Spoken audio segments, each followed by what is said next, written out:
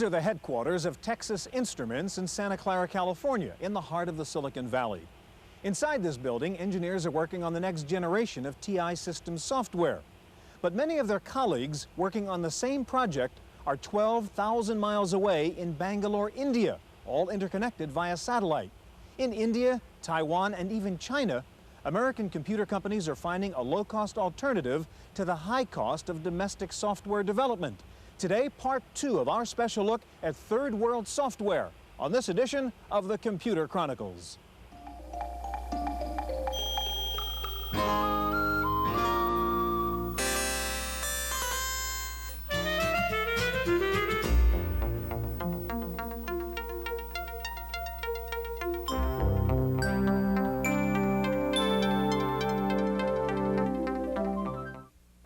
The Computer Chronicles is made possible in part by McGraw-Hill, publishers of Byte magazine, and BIX, the Byte Information Exchange.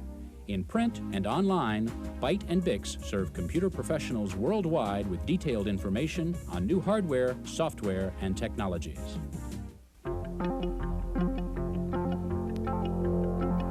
Welcome to the Computer Chronicles. I'm Stuart Chaffee. Gary Kildall is off this week. What I'm doing here is working with a program called PRISM. It's a comprehensive manufacturing, control, and management program. It's being used by many companies around the world in different countries. And what's most interesting about this program is it was developed under contract by a company in a third world country in India. In fact, many American computer companies, Texas Instruments, Hewlett-Packard, Digital Equipment, Apollo, Sun, Microsoft, Citicorp, are either developing software in India or negotiating deals to do so. One of the reasons India has been leading the world in the export of software is probably its extensive educational system, with universities and technical institutes turning out tens of thousands of computer engineers each year. In part 2 of our special look at third world software in India, we begin by an examination of that educational system. Here in this country of almost 800 million inhabitants, American computer companies have discovered a pool of 2.5 million English-speaking programmers and engineers. They are the product of a sophisticated system of higher education. India's major asset is manpower, not low-cost manufacturing manpower like you'd find in the Far East, but low-cost and, more importantly, high-quality engineering manpower. This university in Bombay is just one of several major universities and technical institutes scattered throughout the country that are producing more than 10,000 graduate engineers each year. Advantage is our manpower. We have tremendous potential. We can build very large pool of talented people in this field. I can find you 50 PhDs from US in less than 2 weeks. Okay. I can find you physicists, mathematicians, chemists, who will also have background in computer science. So not just computer science, a lot of other background. As you know, we have large scientific manpower, not just in computer science. One of India's major technical schools is the Indian Institute of Technology in New Delhi. Many graduates of the IIT choose to continue their studies in the States. I would rate the level of education, at least at the undergraduate level in India, in the Indian Institutes of Technology, comparable to best anywhere available. And I can say that with degree of confidence because our students have been able to find admissions in the best universities in the world, including Stanford, MIT, Berkeley, and you name it in US itself. The IIT's PC lab is open 24 hours a day and serves graduate and undergraduate students. There is such a demand for the lab that students often line up at the door waiting to get in. The Institute offers courses in design automation, robotics, computer networks, and parallel processing. A school with an altogether different curriculum is the NIIT, or National Institute of Information Technology. NIIT is a private group of training centers offering courses in basic computer literacy, programming, and systems design. The school staff are also available as corporate consultants. NIIT claims to have trained 50,000 students since its founding in 1982, yet in spite of the vast number of Indian programmers graduating each year, NIIT's director shares a common concern about India's brain drain. I think it's a very significant problem. I'm told that out of the IITs, which are our top-end technology institutes, almost 75% or more of the students graduating in computer sciences leave every year. That's one. And then even the software export activity, that also is pulling away a lot of our good people, because we're doing a lot of contracts where our people are working on contracts in the US. So they're there for 2 years or 3 years or 4 years. Whether Indian students choose to leave or stay, they graduate from school with another kind of talent, an acquired ability that may be the key to their success in the computer software field. Most of our people are already trained in English. Our languages are also very similar to English languages. They are structured languages. It's not pictorial language like Japanese or Chinese. And when you think in structured language, writing software becomes easier. When you write in pictorial language, writing software becomes difficult. So I would definitely say that Indians are much better software programmers than others. No question about it. Some observers have found parallels between India's booming software business and the offshore hardware industries of other Asian countries like Korea and Taiwan. While English-speaking India may be the world leader in offshore software, competition is starting to appear among its Asian neighbors. I think the dragons of the Southeast, like Singapore and Hong Kong and Malaysia, are all potential competitors. But I'm reminded of a recent study which Hewlett-Packard Company did, where they sent out a corporate team to visit Asia to source countries, and they ranked India #1. Just coming into sight on the distant horizon are countries such as the Republic of China on Taiwan, better known for cheap hardware than for bargain-priced software. In population and size, the Republic of China on Taiwan could easily fit into one of India's smaller states. But in terms of hardware exports, Taiwan has captured a generous portion of the world PC market. At the Hsinchu Science Park, south of Taipei, there are companies making PC clones, add-on boards, disk drives, keyboards, and mice, and almost all of it shipped overseas. The company names are familiar to most PC users, but in spite of the country's comfortable lead in hardware exports, Taiwan's government is pursuing the development of a local software industry as well. There are a couple of reasons. First of all, in the past of years, the microcomputer industry has been proving very good, from Taiwan, and the companies like Acer, Mytex, they really need some software industries to help them to upgrade to the system levels.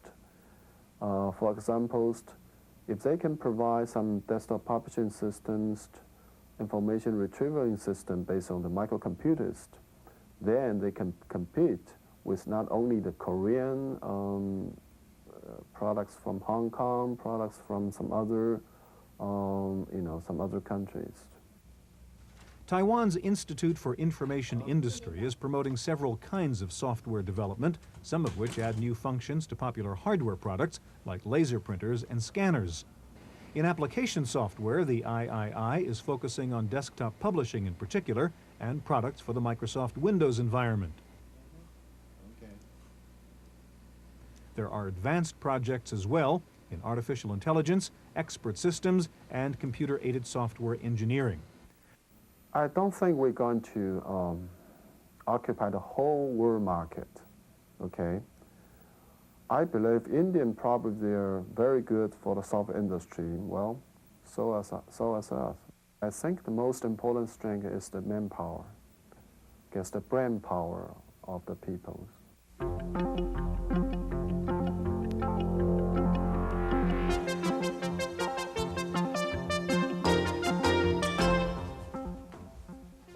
Paperback Software is one of the few U.S. firms selling software inside India. It just won a massive contract to supply 3 of its programs, with each computer sold into the Indian school system. A contract worth some 3 million copies of VP Planner, VP Info, and VP Expert the first year alone. Paperback Software also sells its product to end users in India through a distributor. And finally, the firm has contracted with Indian programmers to design a VP Expert-based expert system, which founder Adam Osborne suggests will revolutionize travel agencies. He says programming in India is 1/15 the cost in the U.S. It's just absolutely a natural way for us to be developing product. And we anticipate, well, we're going to start with this one, get things worked out, and in the end I foresee Paperback Software doing all of their major expert system product developments in the future, not the tool itself, that we will do here, we will continue doing here, but the products that use the tool we will be doing in India. Osborne spent much of his childhood in India, so he has a deeper understanding of the country than most. He believes that in a short time, the country will undergo a radical transformation. Salaries in India are going to go up. At the moment, they have an oversupply of programmers and engineers. First, they'll mop that up. Once they've mopped that up, then you're going to see salaries increase, and you're just going to see the same thing happening as you've seen in Korea or Taiwan and then Japan. And I would say by the turn of the century, Indian salaries are going to still be lower, but not that much lower. They're certainly not going to be a 15th. And sometime in the year 2020, I expect that India is going to be in very much the same position as Japan. You know, they're going to have enormous foreign reserves, but they're not going to have that much price difference anymore. For the Computer Chronicles, I'm Wendy Woods.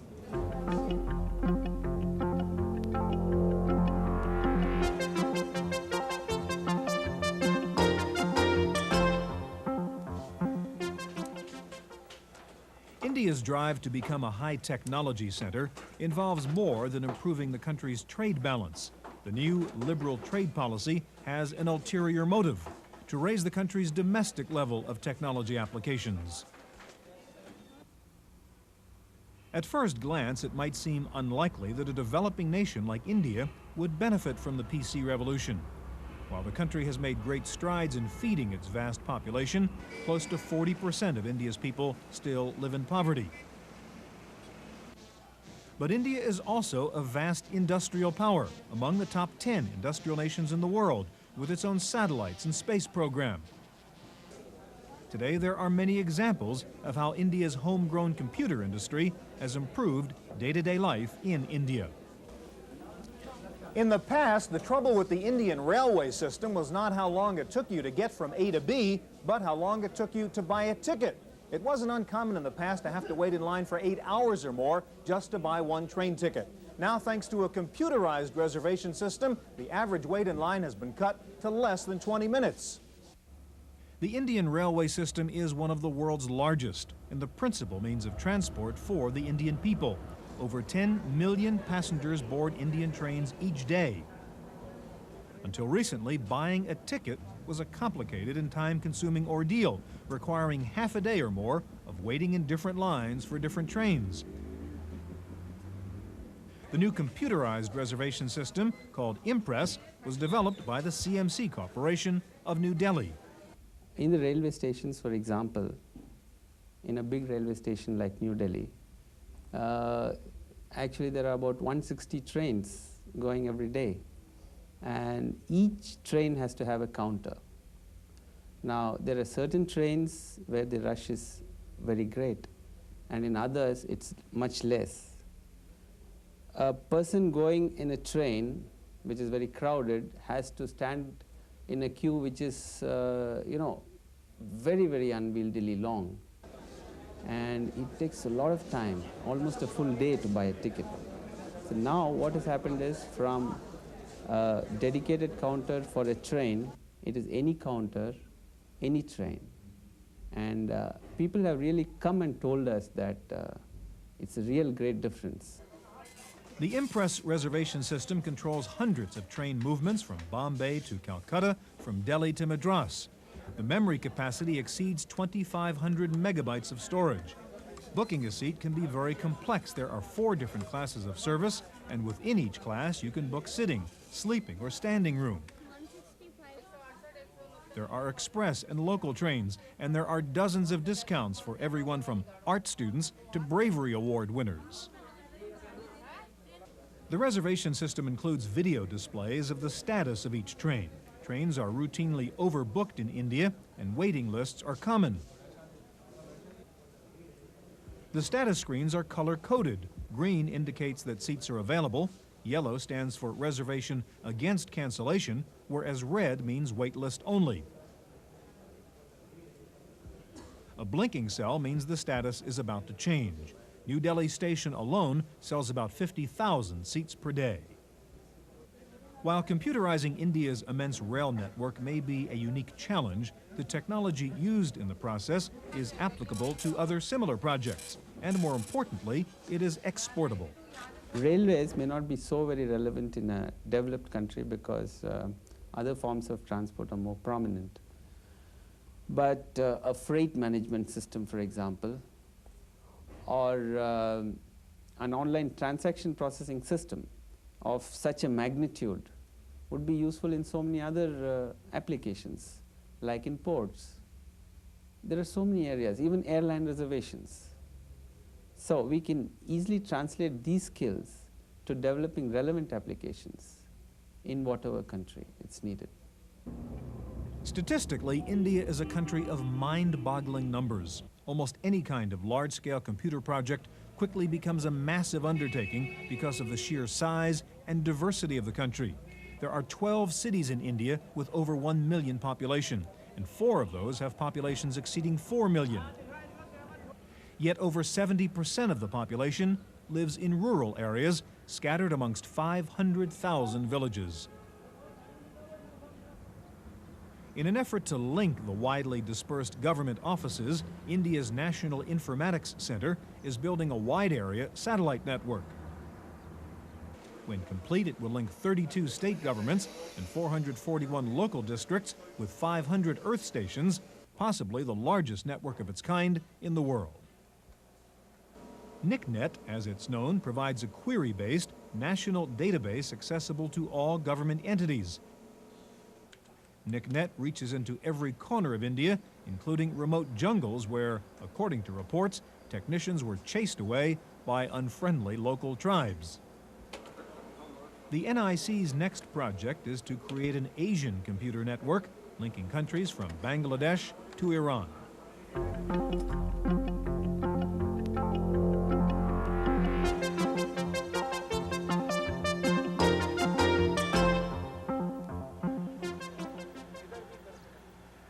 According to the new Indian trade laws, foreign companies can establish joint ventures with 40% minority partnership or 100% ownership under certain conditions. Many of the fully owned subsidiaries are located in duty-free export zones like the Santa Cruz Electronics Export Processing Zone, or SEEPS, near Bombay. Bombay is the New York and the Hollywood of India, combining financial power with Tinseltown glamour. Recently, India's premier business city added high technology to its collection by giving exporters a very special deal. SEEPS, a campus-like suburban industrial park, is the first duty-free export zone in India devoted to electronics and software. Companies setting up shop here are entitled to a tax holiday for the first 5 years of operation, and they receive a 50% discount on the lease. Rent is cheap, about 3 rupees per square foot per month. That's equal to about 20 cents. Among software exporters, Citicorp is a major tenant at SEEPS. With an office that looks like it could have been airlifted from the Silicon Valley, Citicorp Overseas Software Limited, or COSL, is connected to other Citibank offices by electronic mail. The company has imported a sample of almost every kind of hardware, from IBM mainframes and DEC VAXes to PS2s and Macintoshes. COSL was started in 1985 to develop software for Citibank, but they have expanded to produce securities trading, accounting, and retail banking software for worldwide sale. One of the company's recent projects is a PC-based retail banking package called Microbanker for smaller banks and branch offices. COSL also designed a securities trading system called Straps. It's in use today at the Vienna branch of Citibank. Banking software is also popular at Tata Unisys, a joint venture founded in 1977 and 40% owned by the Unisys Corporation. The company is working on a signature verification system that makes it possible to check a customer's signature online at any bank branch. It's an example of what the company calls mission-critical systems. There are some good examples of that in banking and so on, where companies like SWIFT, for instance, are using computers for electronic funds transfer, and they created a whole new business using computers. More recently, some of the leading banks see computers as being a critical edge in their competitive weapon in the financial services market. SignBank is a program that digitizes and stores signatures for later verification by a bank teller. The software can present signatures in any graphic form, including Chinese characters and the phonetic equivalents. Tata Unisys also developed a package for foreign exchange dealers called Easy Deal. Designed for smaller networks, the software interface can be controlled either through the keyboard or by touchscreen. The SignBank and Easy Deal projects grew out of customizing work for outside clients. For instance, Easy Deal came up from the work we were doing for the SWIFT electronic funds transfer system, where we got interested in foreign exchange and began to understand that market and began to see the opportunities that were coming up. SignBank similarly has come up from our work in the financial area. So even though there is no advantage relative to doing the same development anywhere else, in this case the advantage is the original creativity of the idea itself. The SEEPS Park and the new liberal trade laws are a well-tested means to attract foreign investment, and it has boosted India's business image overseas. But if more American and European companies are adding India to their list, it is clear that some old stereotypes are still prevalent. You'd be surprised how many senior executives in the US that I've met tell me 5 minutes after I've talked to them that you speak good English. You know, it's a strange thing. I've sort of, in the beginning I used to get upset about it. Now I've got used to it. In fact, I tell them that we don't live on trees and that, you know, there is a civilization here that exists too. As you know, we have large scientific manpower, not just in computer science. So we can put this manpower to use to expedite the software development worldwide. So together, we can bring information society faster to reality than US was to do it or Europeans were to do it by themselves, because this is going to require millions and millions of man years of software. So that's the potential. Some pundits have said the microcomputer was a revolutionary tool, that it would bring sexual equality to the workplace, encourage the free flow of information in communist countries, and leapfrog national boundaries to create one global electronic community. Well, here in India, a country with many social problems and few natural resources, it has been a kind of revolutionary tool, enabling a relatively small group of enterprising people whose major asset was a logical mind to become major players, if not leaders, in the worldwide software industry. In Bombay, India, for the Computer Chronicles, I'm Stuart Chaffee.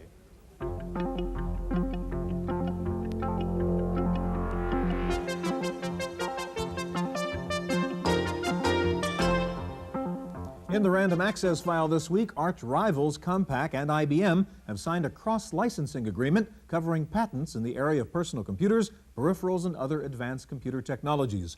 Compaq said the patents it would license from IBM would include microchannel-based products, but Compaq said it had no plans to introduce MCA products and was still committed to ESA. The Open Software Foundation has announced that its Motif Unix interface is now available for licensing to software developers. The graphic user interface for Unix runs under the X Windows system and provides a PC-like interface for Unix. Several companies have already committed to Motif, including IBM, HP, DEC, Oracle, and the Santa Cruz operation. Hewlett-Packard has cut prices on its Vectra PC models in an effort to stay competitive with Compaq and IBM. The price on the high-end 386 Vectra was cut by $1,300.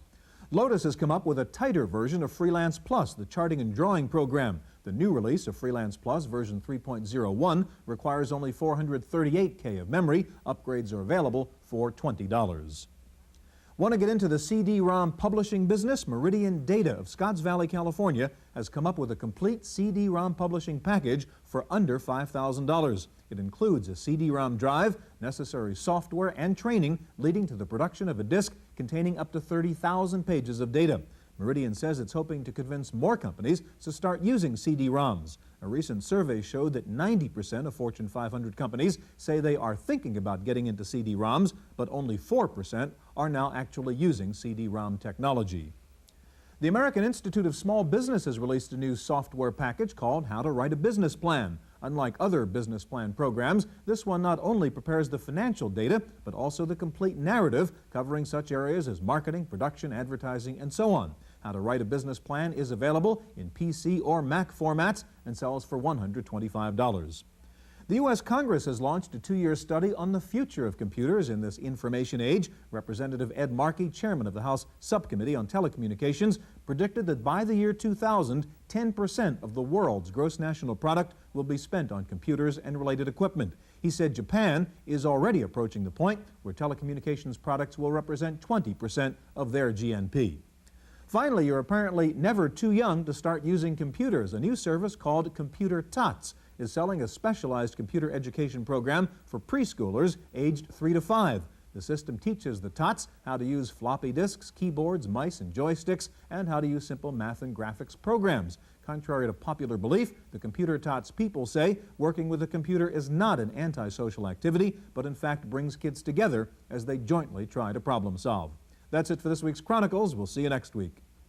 The Computer Chronicles is made possible in part by McGraw-Hill, publishers of Byte Magazine, and BIX, the Byte Information Exchange. In print and online, Byte and BIX serve computer professionals worldwide with detailed information on new hardware, software, and technologies. For a transcript of this week's Computer Chronicles, send $4 to PTV Publications, Post Office Box 701, Kent, Ohio 44240. Please indicate program date.